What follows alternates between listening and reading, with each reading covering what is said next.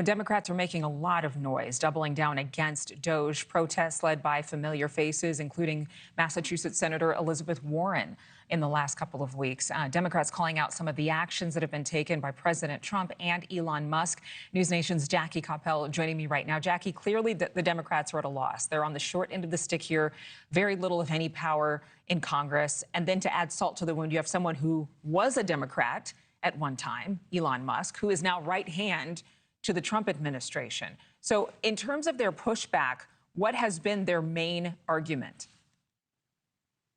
Their main argument is that what is being done is not legal and is also not what the American people asked for. They oftentimes refer to the price of eggs. I know you've been talking about that, citing the cost of goods as the thing and the reason that Donald Trump was put back into office. And Democrats say, look, he's not focused on that at all. The price of eggs keeps rising, and yet these actions, they say, that are being taken are illegal. It's interesting that eggs comes up so much because eggs went up under the Biden administration. So clearly this was an inherited issue. But nobody brings that up. They instead bring up the fact that it's taking President Trump too long to lower the price of eggs.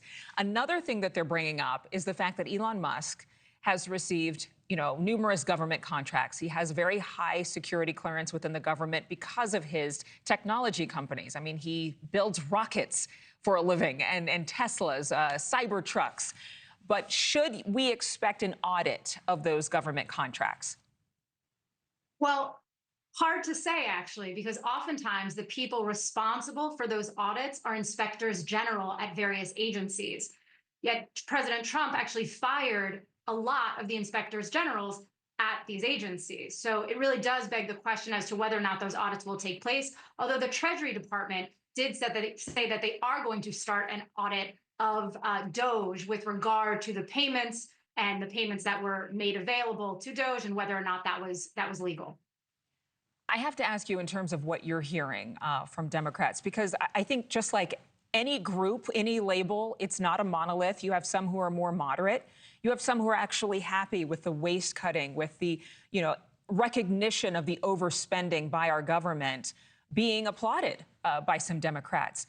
Could we potentially see more bipartisanship and potentially winning back of voters to those who haven't lost touch with the working class, as some arguably on the fringe and more progressive have? Well, I think that what you're seeing from Democrats is an acknowledgement that there is waste in the government. You hear that I've been covering almost all of the protests that have been taking place where Democrats have been protesting the actions of Donald Trump and Elon Musk at various agencies. And oftentimes they say, look, waste exists. We're happy to go through and go line by line to review the waste. What they are really pushing back on is how it's being done. And in their mind, the sort of haphazard and potentially even dangerous way that it's being done.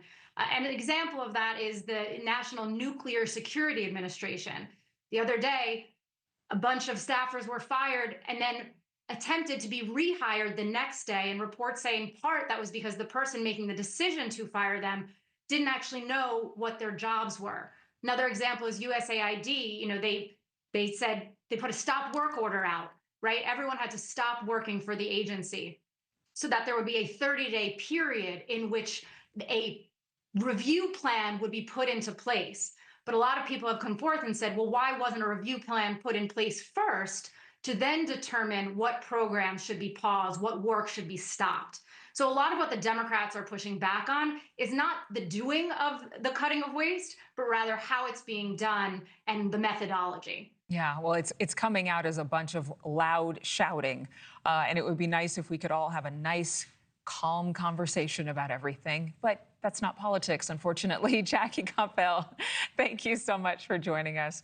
Thanks for watching. Go to joinnn.com to find News Nation on your screen. And don't forget to click the red subscribe button below to get more of News Nation's fact-driven, unbiased coverage.